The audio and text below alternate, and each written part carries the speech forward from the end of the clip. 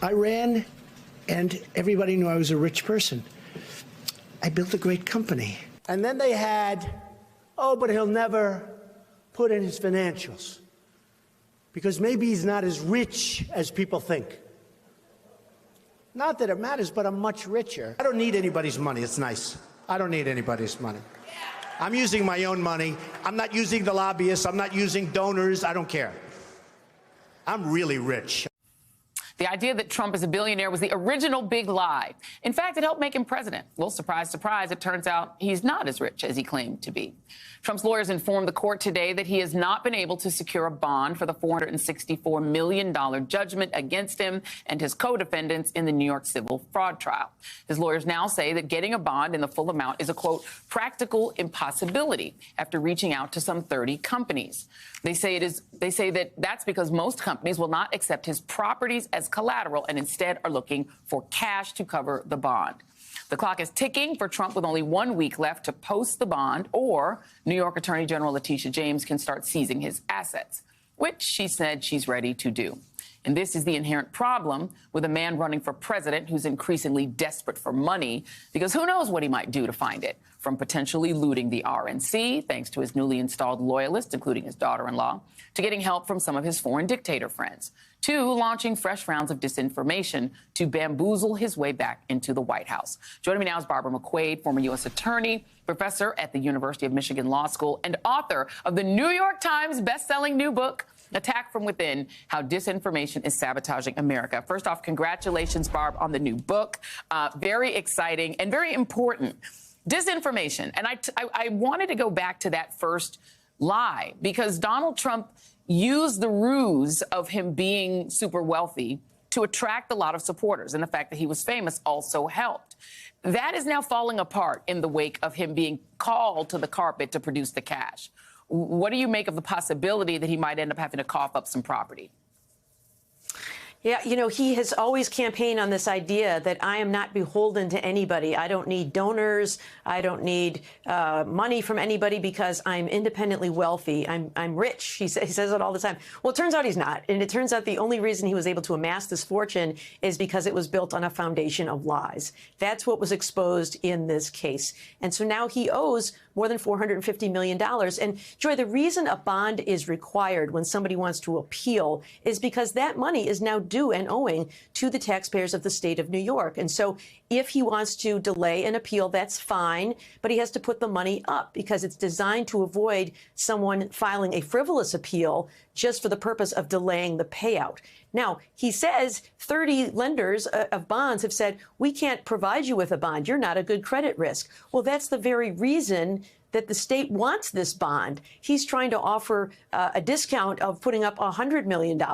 And I think the court wisely says, no, for the same reasons these surety bond companies say you're not a good risk, the court doesn't think he's a good risk either. And so I think this is a last-ditch effort to try to get some grace and some stay. But I think ultimately he's going to have to sell some properties. You know, imagine if you said, I know I owe you some money, but it's tied up in my car and my house and some other things, so I can't really pay it. You got to sell the stuff. Yeah. And so I think that if he doesn't, Letitia James can begin on March 25th to actually seize assets. And so if he wants to have his choice of what to sell, he needs to act before then.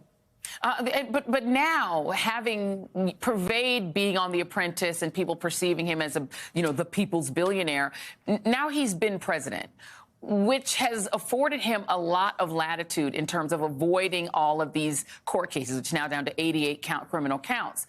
But there's also this other thing that's happened, is that he's created a cult of personality. So now people don't even believe that Joe Biden is president. The numbers are really actually frightening.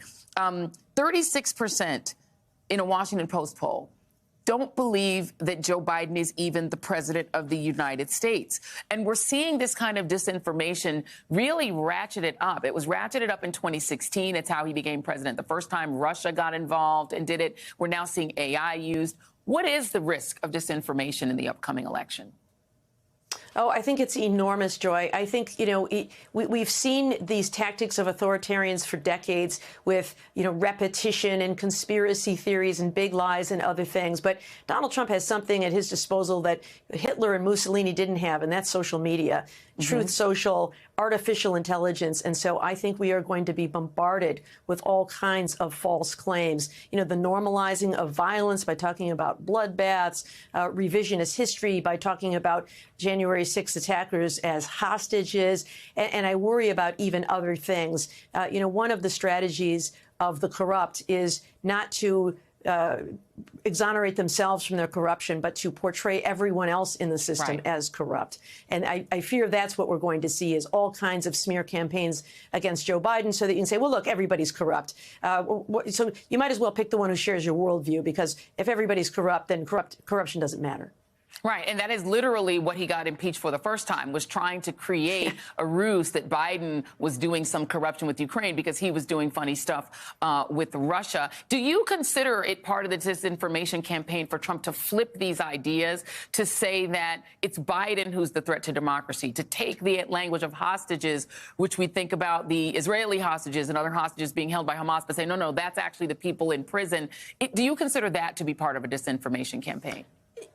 Absolutely, which is why I use the phrase disinformation and not lies, because disinformation isn't just false claims. It is manipulation. It's using information to mislead or manipulate the public. And sometimes it even is based on truth. But one of the things I think Donald Trump is doing is, you'll hear this from time to time, anything he's accused of, he accuses his opponent of, because what he's trying to do is to neutralize that issue. You know, when he was caught with documents in his home, he said Obama took documents. Well, you know, it turns out Obama had the permission of the National Archives to store them at his presidential library. But you'll hear that all the time. And the effort, I think, is to take the sting out of the accusation so that people think that's not a big deal. Everybody does it. I wish we had more time, because I wanted to ask you about Manafort being back on the scene, but we'll just have to bring you back. But I will just congratulate you again on your best-selling book. Thank you so much for being here, Barbara McQuade. Much appreciated. If it makes you feel any better, I have already put evac on alert. He's ready to go if it comes to that. General, I can assure you. Hey, General, let me into the war room to see you, so I had to hack my way onto this frequency. This better be critical, Wheelie. So, come on, what is it now, please? Okay, couple of things. I'm running low on the dough. I was thinking about taking a couple of months sick leave, maybe starting today. And, oh yeah, I intercepted a transmission from Megatron. Then send it through. Yes, sir, right away, sir. And so I'll assume that we're good on the other stuff. This is your last warning, insects. Relinquish what remains of the Allspark. So who's the insect? You? What? Who's the insect? Protect you. They were defeated on our world, and we will defeat them here. The Megatron. This was just a diversion. Security teams bring up. Rabbit, she's already inside. Deeds! Give me an update on that reserve. Boss readiness. What was his name? Evac, sir. Right, evac.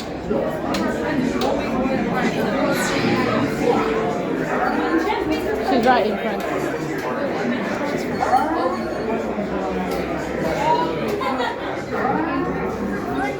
We're facing a heavy sustained attack. They appear to be after the Allspark craft. General!